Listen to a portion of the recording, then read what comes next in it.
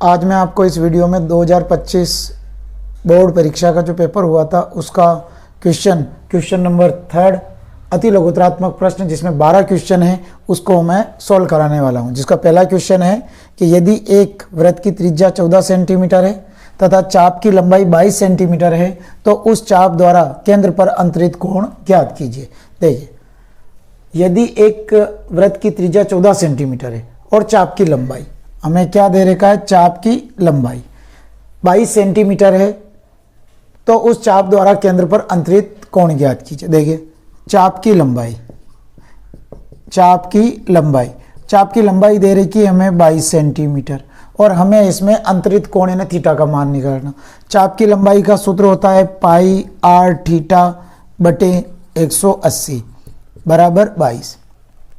अब हमें इसमें आर का मान दे रखा है 14 तो आर की जगह हम रखेंगे 14 और पाई का मान है 22/7 इंटू आर है 14 इंटू थीटा हमें ज्ञात करना है बटे 180 बराबर 22।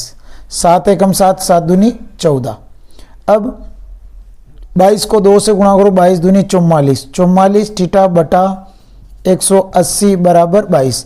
ये कटे हो तो काट दो, ये कटे 90 बार और ये कटे 22 बार। तो अब हमारे पास में बचे 22/90 थीटा बराबर 22। अब इन 22/90 को हम इधर लाएंगे तो उल्टी हो जाएगी, तो ये हो जाएगी थीटा बराबर 22 इंटू 90/22। 22 से 22 कैंसिल तो थीटा बराबर आ गया हमारे पास में 90 डिग्री। क्वेश्चन नंबर 2 है कि यदि एक घन का संपूर्ण पृष्ठीय क्षेत्रफल 864 वर्ग सेमी है तो इसके एक फलक का पृष्ठीय क्षेत्रफल ज्ञात कीजिए। देखो क्या क्या दे रखा हमें, एक घन का संपूर्ण पृष्ठीय क्षेत्रफल, घन का संपूर्ण पृष्ठीय क्षेत्रफल दे रखा हमें 864, तो जो दे रखा है उसको हमें लिखना है। तो घन का संपूर्ण पृष्ठीय क्षेत्रफल, घन का संपूर्ण पृष्ठीय क्षेत्रफल ये दे रखा हमें 864 सेंटीमीटर स्क्वायर। अब यदि इसके एक फलक का पृष्ठीय क्षेत्रफल हमें निकालना तो घन का संपूर्ण पृष्ठीय क्षेत्रफल का सूत्र क्या होता है, 6 इंटू भुजा स्क्वायर बराबर दे रखा हमें 864। जब इंटू में संख्या है तो ये इसके बटे में आएगी, तो इधर आ जाएगी हमारे पास में भुजा स्क्वायर बराबर 864/6। तो 864 या तो हम 2 से काटो, इसको 2 से काटो, 2 तिया 6, 2 चौक 8, 2 तिया 6 और 2 दूनी 4। अब 3 से काटो, 3 एकम 3, 3 एकम 3 एक बचा, 3 चौक 12 और 3 चौक 12, यानी भुजा स्क्वायर बराबर आया 144। स्क्वायर हटेगा रूट लग जाएगा, तो भुजा बराबर रूट 144 और 144 12 का स्क्वायर, या वाली हम इसके गुणनखंड कर सकते हैं। 144 में 2 का लगेगा, 2 7 14, 2 दूनी 4, 2 का 2 तिया 6 एक बचा, 2 छम 12, 2 एकम 2 एक बचा, 2 8 16, 2 निम 18, 3 का लगेगा, 3 तिया 9 और 3 एकम 3। इसमें 2 2 के जोड़े बनते हैं, तो इसमें से तो 1 2 इंटू 2 और इंटू 3, 2 दूनी 4 और 4 तिया 12। तो हमारी भुजा क्या आई, 12 सेंटीमीटर है। अब हमें क्या निकले, इसके एक फलक का पृष्ठीय क्षेत्रफल ज्ञात कीजिए। यानी घन के एक फलक का पृष्ठीय क्षेत्रफल या वर्ग का परिमाप दोनों बराबर होते हैं। तो घन के एक पृष्ठ का क्षेत्रफल बराबर 4 इंटू भुजा होता है।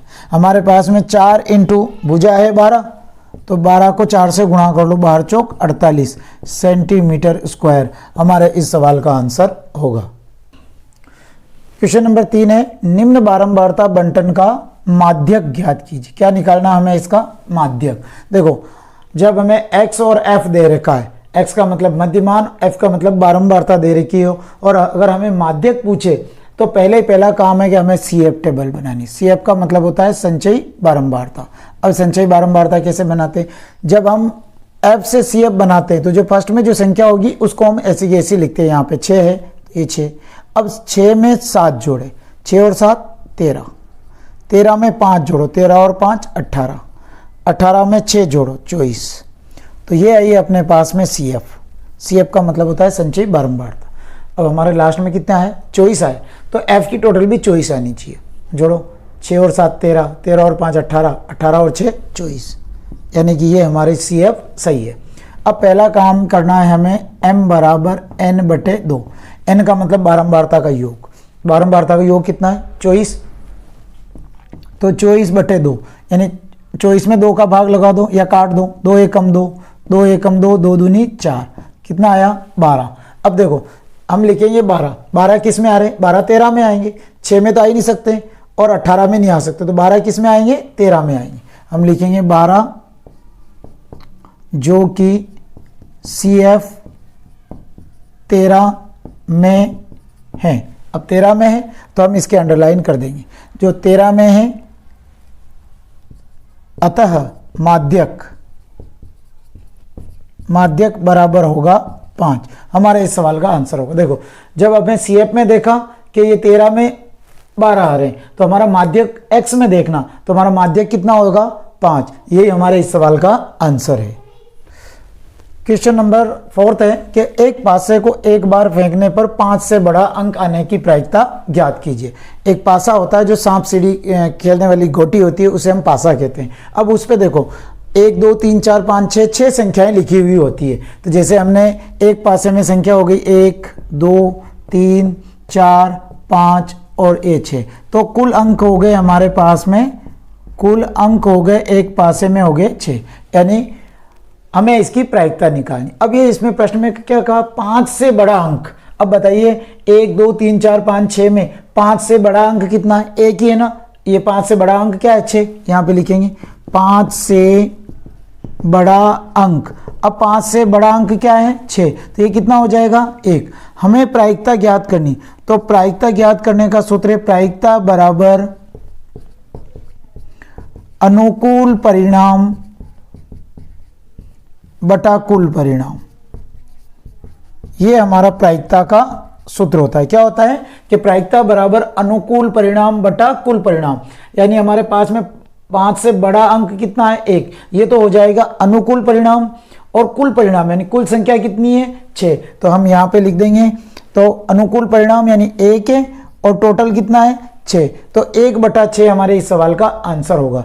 अगर कोई सवाल ऐसा है जो आपको समझ में नहीं आया लेकिन हमें प्रायिकता का सूत्र पता है, प्रायिकता का सूत्र क्या होता है अनुकूल परिणाम बटा कुल परिणाम। तो जब हमें कोई भी सवाल नहीं आता है तो पहला काम करें कि हमें कम से कम उसमें सूत्र लिखें, जिससे कि हमें उसका नंबर भी मिल सके। नंबर 5 है कि एक लंबवृत्तीय शंकु और एक बेलन समान त्रिज्या और समान ऊंचाई के हैं। यदि शंकु का आयतन 66 घन सेमी है तो बेलन का आयतन ज्ञात कीजिए। देखिए एक लंबवृत्तीय शंकु है और एक है बेलन, यानी एक तो अपने पास में हो गया ये बेलन, ये इस टाइप से बेलन है, और ये शंकु है, ये शंकु। अब ये तो है इसकी H और ये है इसकी R। अब देखो ये भी इसकी H और ये है इसकी R, तो ये R दोनों की R सेम है, और इसकी भी H, इसकी H और इसकी H दोनों समान है। अब देखिए बेलन का आयतन का सूत्र, तो बेलन का आयतन का सूत्र यानी बेलन का जो हमारा आयतन होता है, तो बेलन का आयतन का सूत्र क्या होता है पाई आर स्क्वायर एच। और हमें इसमें शंकु का आयतन, देखो बेलन का आयतन का सूत्र तो होता है बेलन का आयतन पाई आर स्क्वायर एच, और शंकु का आयतन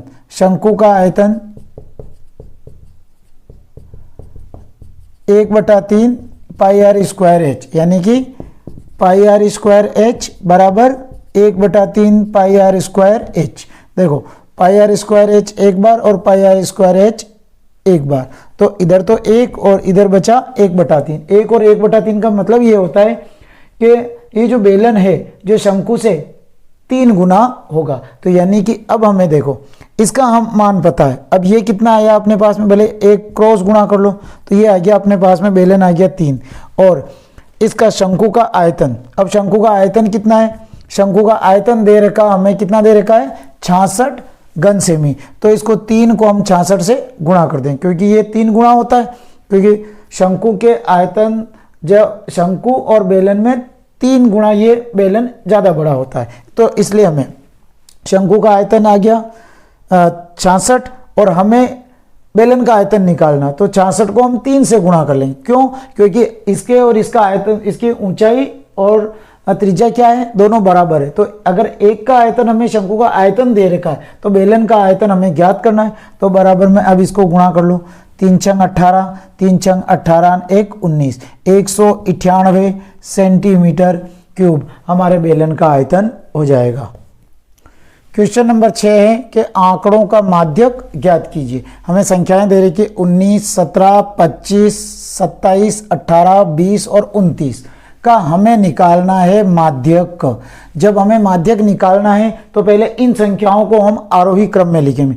आरोही क्रम का मतलब होता है छोटे से बड़े, यानी आरोही क्रम का मतलब क्या होता है, छोटे से बड़े, यानी छोटी संख्या पहले आएगी। तो सबसे छोटी संख्या इसमें से कौन सी है, तो सबसे छोटी संख्या है 17, 17 के बाद में फिर है 18, 18 के बाद में है 19, फिर है 20, 21 है क्या, नहीं है, 22, 23, 24, फिर है 25, 27 और फिर है 29। अगर हमने इसको जमाने के बाद में एक इन संख्याओं को गिन लो, 1 2 3 4 5 6 7, 1 2 3 4 5 6 7 संख्याएं होगी। तो 7 संख्या सम एक विषम है, तो 7 तो विषम है, तो इसके लिए हमारा सूत्र लगेगा n+1/2, यानी 7 + 1/2, यानी 7 में 1 जोड़ा 8, 8/2, तो ये आ गया चौथी। यानी कि इसमें देखेंगे हमारे पास में चौथी संख्या।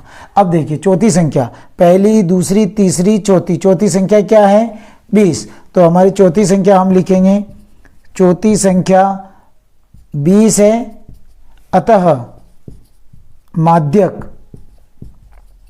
माध्यक हमारा हो जाएगा 20। हम इस प्रकार से हम सवाल को सोल्व कर सकते हैं। क्वेश्चन है कि 2 खिलाड़ी राम और श्याम शतरंज का एक मैच खेलते हैं। यह ज्ञात है कि राम द्वारा मैच जीतने की प्रायिकता 4/5 है, तो श्याम के जीतने की प्रायिकता ज्ञात कीजिए। 2 व्यक्ति है, एक तो राम है और एक है श्याम, एक टेनिस का मैच, एक मैच खेलते हैं। तो हम इसको लिख सकते हैं PR यानी राम और PS श्याम, इन दोनों की प्रायिकता का योग होता है 1। हमें पता है कि PE + PE बराबर होता है 1। अब हमें राम के जीतने की प्रायिकता 4/5 है, यानी इसके जीतने की प्रायिकता हमारे पास में 4/5 है। तो प्लीज शाम के मैच के जीतने की प्रायिकता ज्ञात कीजिए। तो 4/5 को हम इधर पक्षांतरण करेंगे, तो इधर बचेगा PS बराबर 1 - 4/5/1 लगा लो। एलसीएम लिया हमने 5, 5 में 1 का भाग लगाया 5 बार और 5 को 1 से गुणा किया 5 माइनस 5 में 5 का भाग 1 बार और 1 को 4 से गुणा किया 4 बराबर 5 में से 4 गया तो 1/5। तो शाम के मैच जीतने की जो प्रायिकता होगी वो 1/5 होगी, जो हमारे इस सवाल का आंसर है। हम इसको एक दूसरे तरीके से भी हम इसको देख सकते हैं, दोनों मिलकर के मैच कितने खेलते हैं 5। अगर मैच जीतता है 4 तो शाम कितना जीतेगा, देखो टोटल मैच थे 5, राम ने कितने मैच जीते 4, बचा कितना मैच 1, यानी कि 1/5, यानी 1/5 हम डायरेक्ट इसका आंसर भी निकाल सकते हैं। क्वेश्चन है कि 2 घनों जिनमें से प्रत्येक की भुजा 2 सेंटीमीटर है के संलग्न फलकों को मिलाकर एक ठोस घनाभ बनाया जाता है, इससे प्राप्त घनाभ का आयतन ज्ञात कीजिए। यानी कि हमारे पास में 2 घन है और प्रत्येक घन की भुजा कितनी है 2 सेंटीमीटर, एक ये घन है और दूसरा घन हमारे पास में ये है, ठीक है, ये 2 घन हो गए। अब इसकी 2 सेंटीमीटर है और इसकी भी 2 सेंटीमीटर है। अब इसको हमें क्या करना है, 2 घन है, 2 घन को मिला करके हमें क्या बनाना है घनाभ बनाना है। तो इससे हम घनाभ बनाते हैं, तो देखो अगर इससे हम घनाभ बनाते हैं तो घनाभ में लंबाई, चौड़ाई और ऊंचाई होती है। तो इस प्रकार से हमने एक घनाभ बना दिया है, 2 घनों को मिला करके हमने घनाभ बना दिया। अब 2 और 2 4, यानी घनाभ की ये तो हो गई 4 सेंटीमीटर इसकी लंबाई होगी, यानी हमें इधर देखना है घनाभ की लंबाई। घनाभ की लंबाई तो हो गई हमारे पास में 2 + 2, बराबर 4 सेंटीमीटर। ठीक है, एक घन की भुजा, क्योंकि घन में क्या होता है, सभी साइडें इक्वल होती है, बरोबर होती है, तो दो लंबाई भी उसकी 2 होगी, चौड़ाई भी 2 और ऊंचाई भी 2 घन में। लेकिन घनाभ में लंबाई, चौड़ाई और ऊंचाई अलग अलग होती है। तो इसमें लंबाई तो हो गई अपने पास में 4 सेंटीमीटर, और इसमें हमारी चौड़ाई हो जाएगी, देखो इसमें ऊपर कोई फर्क नहीं पड़ा, लेकिन इस लंबाई बढ़ी, तो लंबाई तो हो जाएगी 4 सेंटीमीटर, चौड़ाई हो जाएगी 2 सेंटीमीटर, और ऊंचाई हो जाएगी हमारे पास में 2 सेंटीमीटर, क्योंकि इसमें भी कोई फर्क नहीं आया। अब हमें क्या निकालना है, इससे प्राप्त घनाभ का आयतन ज्ञात कीजिए। तो ध्यान में रखना, हमें पहले तो सूत्र पता होना चाहिए कि घनाभ का आयतन का सूत्र क्या होता है। तो घनाभ का आयतन का सूत्र होता है लंबाई इंटू चौड़ाई इंटू ऊंचाई, ये हमारा घनाभ का आयतन का सूत्र होता है। अब लंबाई तो है 4, इंटू चौड़ाई है 2 और इंटू ऊंचाई है 2, गुणा कर लो, 4 दूनी 8, 8 दूनी 16, तो 16 सेंटीमीटर क्यूब हमारा इस सवाल का आंसर होगा। यानी 9वां क्वेश्चन है, प्रथम 10 धनात्मक विषम प्राकृत संख्याओं का समांतर माध्य ज्ञात कीजिए। हमें क्या निकालना है, इसका समांतर माध्य, वो भी क्या है, प्रथम 10 धनात्मक विषम प्राकृत संख्याएं। अब प्राकृत संख्याएं क्या होती है, जो प्राकृत संख्या हमें पता है 1 से स्टार्ट होती है। अब इसमें क्या होना चाहिए, प्रथम 10 धनात्मक विषम संख्या होनी चाहिए। तो देखो प्रथम 10 विषम संख्या कौन सी होगी, 1, और माध्य में क्या करते हैं, प्रेक्षणों का योग बटा प्रेक्षणों की संख्या, यानी जो पहले तो संख्या लिख लो, 1, 3, 5, 7, 9, 11, फिर है 13, 15, 17, 19, गिन लो, देखें 1, 2, 3, 4, 5, 6, 7, 8, 9, 10, ये 10 संख्याएं होगी जो हमें विषम है और प्राकृत है। ठीक है, और अगर सम का पूछता तो हम क्या लेते, 2, 4, 6, 8, 10, ये ध्यान में रखें। तो ये प्राकृत संख्या है। अब हमें माध्य, समांतर माध्य का सूत्र होता है प्रेक्षणों का योग बटा प्रेक्षणों की संख्या, यानी इन संख्याओं का योग बटा ये कितनी संख्या है, 10, तो हम 10 का इसमें भाग लगा देंगे। तो 1 + 3 + 5 + 7 + 9 + 11 + 13 + 15 + 17 + 19 बटे 10, क्योंकि 10 संख्या है, 1, 2, 3, 4, 5, 6, 7, 8, 9, 10। अब इनको जोड़ते हम, समांतर माध्य को x बार बोलते हैं। 1 और 3 4, 4 और 5 9, 9 और 7 16, 16 और 9, 16 और 9 होते हैं अपने पास में 25, 25 और 1 26, 26 27 28 29 30 34, 34 और 34 और 7 41, 41 और 9 50, 50 की 0 हासिल 5, 5 6 7 8 9 10, तो ये 10 और बटे में कितना है 10, 0 से 0 काट दो तो बचे कितने, x बार बराबर 10, यानी समांतर माध्य का आंसर हमारा हो जाएगा 10। क्वेश्चन नंबर 10 है, एक थैले में 6 लाल व 7 सफेद गेंदें हैं। इस थैले में से एक गेंद यादृच्छिक निकाली जाती है। निकाली गई गेंद की सफेद होने की प्रायिकता ज्ञात कीजिए। देखो हमारे पास में एक तो 6 लाल गेंदें हैं और 7 सफेद गेंदें हैं, तो कुल गेंदें कितनी हुई, 6 और 7 13, यानी कुल गेंदें हुई अपने पास में 13। तो हम लिख लेते हैं पहले लाल गेंद, लाल गेंद बराबर 6, सफेद गेंद 7, कुल गेंदें 6 + 7 बराबर 13, यानी हमें कुल परिणाम आ गया हमारे पास में 13। हमें क्या निकालना है, सफेद गेंद होने की प्रायिकता निकालनी। तो पहले तो प्रायिकता का सूत्र लिख लेते हैं, प्रायिकता बराबर अनुकूल परिणाम बटा कुल परिणाम, ये हमारा प्रायिकता का सूत्र होता है। अब हमें किसकी पूछा है कि सफेद होने की, तो सफेद होने की प्रायिकता, तो सफेद गेंद, देखो अब हमें देखो इसमें सफेद गेंद कितनी है, सफेद गेंद है अपने पास में सफेद गेंद, तो सफेद गेंद है 7, यानी अनुकूल परिणाम तो कितने आए 7, कुल परिणाम है, कुल गेंदें कितनी है 13, तो 7/13 हमारा इस सवाल का आंसर होगा। अब क्वेश्चन नंबर 11 है कि यदि एक ठोस अर्धगोले का वक्र पृष्ठीय क्षेत्रफल 50 पाई वर्ग सेमी है तो उस अर्धगोले की त्रिज्या ज्ञात कीजिए। देखो हमें क्या दे रखा है, एक ठोस अर्धगोले का वक्र पृष्ठीय क्षेत्रफल 50 पाई है, तो जो हमें दे रखा है उसी से हमें सवाल की शुरुआत करनी है। तो अर्धगोले का वक्र पृष्ठीय क्षेत्रफल दे रखा है, तो अर्धगोले का वक्र पृष्ठीय क्षेत्रफल दे रखा है हमें 50 पाई। अब अर्धगोले का वक्र पृष्ठीय क्षेत्रफल का सूत्र क्या होता है, तो 2 पाई आर स्क्वायर होता है। पहली बात तो आपको सूत्र याद होने चाहिए, तो इसका सूत्र होता है 2 पाई आर स्क्वायर बराबर दे रखा है हमें 50 पाई, और हमें निकालनी है इसकी त्रिज्या। देखो अब इनको काटो, पाई से पाई कैंसल, और ये 2 से काट दो, 2 एकम 2 और 2 दूनी 4, 1 बचा, 2 पंजे 10, यानी आर स्क्वायर बराबर 25। अब स्क्वायर लगेगा और रूट, तो आर बराबर रूट 25, और 25 का वर्गमूल करेंगे तो 5 के से गुणनखंड कर लो, 25 में 5 का भाग लगाया और 5 एकम 5, तो इसमें से एक 5 ले लेंगे, तो आर बराबर आ गई हमारे पास में 5 सेंटीमीटर, यानी कि हमारे अर्धगोले की त्रिज्या कितनी हो जाएगी 5 सेंटीमीटर। क्वेश्चन नंबर 12 है कि यदि 5, 7, 9, 4, 3 x + 2 का समांतर माध्य 6 हो तो x का मान ज्ञात कीजिए।